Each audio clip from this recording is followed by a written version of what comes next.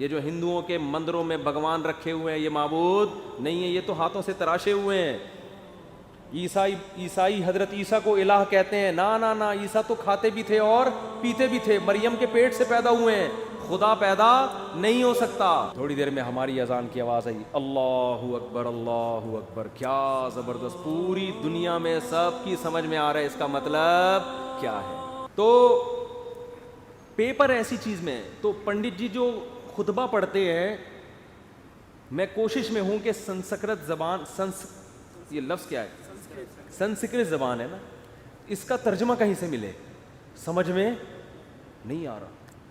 پھر میں برما گیا, وہاں اذان, جو بدھسٹ ہیں ان کی اذان ہو رہی تھی, پیغام, وہ اذان پورے شہر میں کسی کی سمجھ میں نہیں آتی اس کا مفہوم کیا ہے.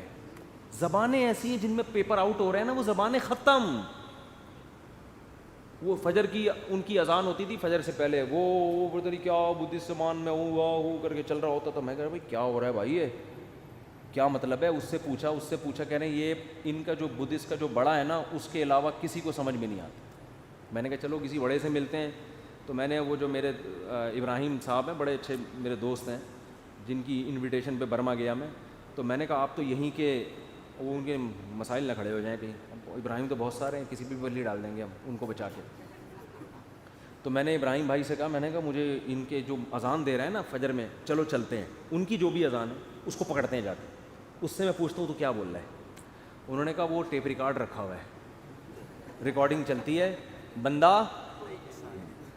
تھوڑی دیر میں ہماری اذان کی آواز آئی, اللہ اکبر اللہ اکبر. کیا زبردست, پوری دنیا میں سب کی سمجھ میں آ رہا ہے اس کا مطلب کیا ہے.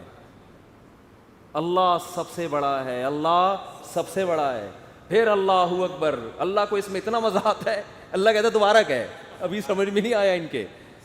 اللہ اکبر اللہ اکبر, اشہد ان لا الہ الا اللہ. یہ جو ہندوؤں کے مندروں میں بھگوان رکھے ہوئے ہیں یہ معبود نہیں ہے, یہ تو ہاتھوں سے تراشے ہوئے ہیں. عیسائی حضرت عیسیٰ کو الہ کہتے ہیں. نا عیسیٰ تو کھاتے بھی تھے اور پیتے بھی تھے, مریم کے پیٹ سے پیدا ہوئے ہیں, خدا پیدا نہیں ہو سکتا. اور پتہ نہیں کسی نے سورج کو بنایا ہوا, سورج کی پرستش, کوئی آنکھ کی پرستش. لا تسجدوا للشمس ولا للقمر. کیسا تلوار چلی ہے قرآن کی شرک کے خلاف. نہ سورج کو سجدہ کرو اس کے حسن کو دیکھ کے, ہاں ہم مانتے ہیں بڑا حسین ہے, چاند کو دیکھ کے اس کو سجدہ مت کرو, ہم مانتے ہیں بڑا حسین ہے. اللہ جب اتنا حسین ہے تو سجدہ کیوں نہ کریں. فرمایا واسجدوا للہ الذی خلقہن, اس کو کرو جس نے اس حسین کو پیدا کیا, وہ اس سے زیادہ حسین ہے. یہ خود تھوڑی بنے, ان کو تو بنایا ہے کسی نے. کیسی آیتیں ہیں آج کروڑوں لوگوں کو سمجھ میں آ رہی ہیں, ان کا مطلب بھی ان کا مفہوم بھی. اشہد ان لا الہ الا اللہ, میں گواہی دیتا ہوں اس خدا کے اللہ کے سوا کوئی معبود نہیں ہے. اشہد ان محمد الرسول اللہ, میں گواہی دیتا ہوں کہ محمد خدا نہیں ہے, اس کے بھیجے ہوئے پیغمبر ہیں, اس کے سفیر ہیں, میں گواہی دیتا ہوں. اور یہ اذان آج خود گواہی دے رہی ہے کہ واقعی وہ سچے پیغمبر تھے, کہ جو دعوت دے کر گئے ہیں 1400 سال کے بعد بھی ایک حرف کی تبدیلی کے بغیر وہ اناؤنسمنٹ اسی طرح ہو رہی ہے جس طرح بلال حبشی کو نبی صلی اللہ علیہ وسلم نے اذان سکھائی تھی. بالکل A to Z اسی طرح اذان دی جا رہی ہے. اور جیسے 1400 سال پہلے حضرت بلال جب اشہد ان لا الہ الا اللہ کہا کرتے تھے تو پبلک کو مطلب سمجھ میں آتا تھا. 1400 سال گزر گئے, آج ان الفاظ کا مطلب بعینی ہی اسی طرح سمجھ میں آ رہا ہے جس طرح پہلے, بلکہ پہلے سمجھنے والے لاکھوں تھے, آج سمجھنے والے کروڑوں ہیں. پھر حی علی الصلاۃ, آؤ نماز کی طرف, حی علی الفلاح, آؤ کامیابی کی طرف. کیسا خوبصورت کلام ہے یار. اور ریکارڈنگ نہیں چل رہی, مؤذن صبح صبح جاگتا ہے, وضو کرتا ہے, قبلے کی طرف رخ کرتا ہے, پھر اس دعوت کے نتیجے میں جو عبادت کی جاتی ہے, کیسی خوبصورت عبادت.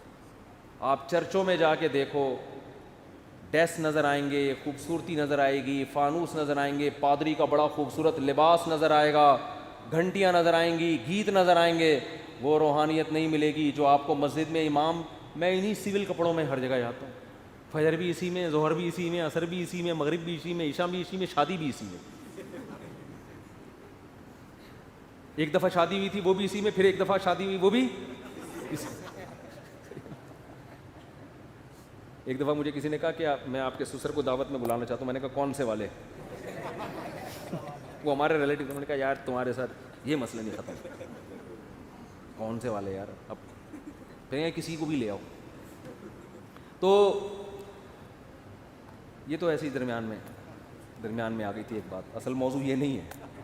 تو ان کے لباس دیکھو, ہمارے مذہبی رہنماؤں کے لباس وہی ہیں جو عوام کے لباس. کوئی الگ سے لباس بھائی یہ پگڑی تو تبلیغ والے بھی پہنتے ہیں نا, یہ بھی پہنتے ہیں. یہ کرتے شلوار تو ہمارے یہاں کلی والا, یہ تو کلی والا کرتا میں نے لوگوں سے ہی سیکھا ہے. پھر علماء کو دیکھا سب پہنتے ہیں تو اور محبت پیدا ہو گئی. تو وہی سادہ وہی سب کچھ. مسجد میں آؤ, مصلی پہ امام کھڑا ہو جائے گا, پیچھے لوگ, کوئی گیت نہیں, کوئی میوزک نہیں, مسجد میں کوئی تصویریں نہیں ہوتی. باوضو ہو کے مسواک کر کے صبح صبح, کیسا نورانیت کا ٹائم ہے. امام کیا کہتے ہیں؟ اللہ اکبر. یہ زبان سمجھ میں آتی ہے لوگوں کو کہ نہیں آتی؟ کروڑوں لوگوں کو سمجھ میں آیا کہ امام نے کیا الفاظ کہے ہیں. پھر الحمدللہ رب العالمین. حرم کی تراویح سنو, تمام تعریفیں اس اللہ کے لیے جو تمام جہانوں کا پالنے والا. 5 لاکھ کا مجمع پیچھے شیخ سدیس کے پیچھے ہاتھ باندھ کے کھڑا ہوا ہوتا ہے. 5 لاکھ تو یہ ہیں, اور 5 کروڑ اپنے اپنے گھروں میں ٹی وی میں دیکھ رہے ہیں. ان کو بھی سمجھ میں آ رہا ہے کیا کہہ رہے ہیں یہ. زندہ زبان. تو یہ ایسا پیپر ہے جس کا ایک ایک لفظ سمجھ میں آ رہا ہے. اگر آپ کو نہیں آ رہا تو آپ سینکڑوں لوگوں سے پوچھ سکتے ہو, میچ کر سکتے ہو. سمجھ میں آ رہی ہے بات؟ تو یہ پیپر ہے جو اناؤنس ہوا ہے. اس کے علاوہ جو پیپر اناؤنس ہوئے ہیں آخرت میں تیاری کے لیے, ان کی زبانیں ایسی ہیں کہ پنڈت جی سے پوچھتے ہوئے ڈر لگ رہا ہوتا ہے کہ تھپڑ نہ مار دیں گے کہ کیا پوچھ رہے ہیں مجھ سے. تو پنڈت جی تو خطبہ پڑھ رہے تھے نا بڑے زبردست. تو مجھے نہیں سمجھ میں آتا بھائی تم کیا کر رہے ہو, ان کو پیسے کم دے رہے ہیں تمہیں, اس پہ غصہ دلا رہے ہو یار, پوری فیس دینا بھائی. وہ پہ میں لطیفہ سنا رہا تھا ایک چٹکلا. ایک گاؤں دیہات میں نا لوگوں کو قرآن بالکل نہیں آتا تھا, بالکل فارغ تھے وہ.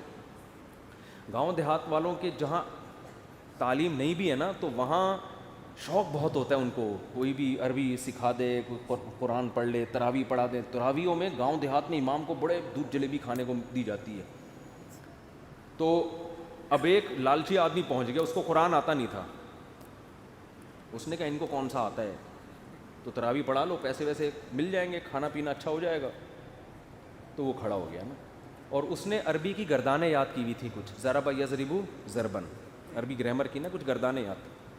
نماز میں شروع کر دی, ضرب ضربا ضربو ضرب ضربتا ضربنا ضربتا ضربتما ضربتم ضربتی ضربتما ضربتن ضربتو ضربنا یضرب یضربان یضربون تضرب تضربان یضربن تضرب تضربان تضربون تضربین تضربان تضربان. یہ میں گردانیں سنا رہا ہوں آپ. اضرب نضرب ضرب یضرب ضربا فوضارب وضرب یضرب ضربا فذاك مضروب لم یضرب لم یضرب لا یضرب. ہم نے رٹا لگا کے یاد کی تھی نا, لا یضرب لا یضرب لن یضرب لن یضرب الامر بالمعروف یضرب یضرب یضرب والنهي عنه لا تضرب لا تضرب لا یضرب لا یضرب. الظرف من مضرب مضربان مضربین مضارب مضرب والآلة منه مضربة مضربتان مضربتين مضارب مضربۃ. یہ اس آلہ وسطی کی ہے. پھر اس میں تفضیل اضرب و ضربان ضربون اضربین اضارب اضرب, مؤنث کی ضربا ضربیان ضربین ضربیات ضرب ضریبہ, اور فعل تعجب کی ما ضربہ اضرب بھی وضربہ. یہ جو گردانیں ہیں نا ان کا میں نے 1% سنایا ہے آپ کو. اگر میں شروع ہو جاؤں نا 3 گھنٹے میں گردانیں ختم ہوں گی. جو مدرسوں میں محنت کرائی جاتی ہے طلبہ کو عربی گرامر کے لیے, ایسے رٹے لگوائے جاتے ہیں. تو یہ 1% سنائی ہوگی, بھی 99% باقی ہے.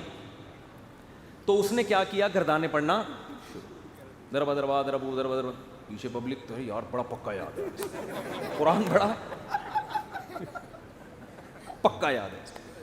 ایک اتفاق سے حافظ آ گیا پیچھے, اس کو نہیں پتا تھا پیچھے ایک حافظ آ گیا. حافظ نے اس کو لقمہ دینا شروع کیا. تو یہ حافظ کو کہتا ہے اسکت, چپ ہو جا, نصف لی و نصف لک. جب تراویح کے بعد پیسے ملیں گے آدھے آدھے کر لیں گے. عربی میں چپ کر کے کھڑا ہو. تو بھائی جب کسی کو زبان ہی نہ آئے تو آپ کچھ بھی پڑھ لو. تو اب ہم ہندوؤں سے پوچھتے ہیں بھائی جو آپ نکاح میں خطبہ اپنا پڑھتے ہو تھوڑا سا ترجمہ کر کے ہمیں بتا دو, یا ہمیں نہیں ہندوؤں کو ہی بتا دو, تاکہ ہندو جب شادی کرنے کے لیے آئیں ان کو پتا ہو پنڈت جی ہمیں کیا کیا ہوگی. زبان تو ہے, بہرحال ترجمہ بھی ہوگا. وہ گالیاں والی نہیں, تو میں مذاق کر رہا ہوں. تو کوئی ہندو پنڈت جی کو اس سے تکلیف ہوئی تو بھائی معذرت, میری تو عادت ہے, میں تو مسلمان مولاناؤں پہ بھی فٹ کر دیتا ہوں نا ایسی چیزیں, تو ہم تو اس کی عادت ہے, مقصد کسی کی توہین نہیں ہے. تو زندہ زبان ہے, 1400 سال پہلے بھی اور 1400 سال کے بعد. اتنی قدیم زبان کوئی اب تک محفوظ نہیں ہے. حتیٰ کہ ایک انگریز نے یہ بات لکھی ہے کہ اگر کوئی اپنی ریسرچ کو ہزاروں سال کے لیے محفوظ رکھنا چاہتا ہے کہ جیسے آج اگر میں کوئی کتاب لکھوں تو 1000 سال کے بعد بھی ایسے سمجھی جائے جیسے آج، تو ایسے سائنٹسٹ کے پاس، ایسے فلاسفر کے پاس، ایسے اسکالر کے پاس عربی زبان کے علاوہ کوئی اور آپشن نہیں ہے. بات آ رہی ہے سمجھ میں؟ اس نے کہا جو آج انگلش ہے 100 سال کے بعد چینج. یہی وجہ ہے کہ آج سے 150-200 سال پرانی انگلش کی کتابیں آج کے امریکنز کو، جو بچے ہیں نا، ان کو سمجھ میں نہیں آتی، اور آج کی انگلش 200-250 سال کے بعد نہیں آئے گی. آج 100 سال پرانی اردو اٹھا کے لاؤ، بہت سے لوگوں کو سمجھ میں نہیں آئے گی بھائی کیا کہہ رہے ہیں، بھائی یہ مرزا غالب کے کوئی رشتہ دار لگ رہے ہیں. آج سے 100 سال کے بعد اردو اور زیادہ چینج ہو چکی ہوگی. عربی میں ہم جو کتابیں طلبہ کو پڑھاتے ہیں وہ شروع ہی 1200-1300 سال پرانی شروع ہوتا ہے نصاب، بالکل ایسے سمجھ میں آتا ہے 2 اور 2 4 کی طرح.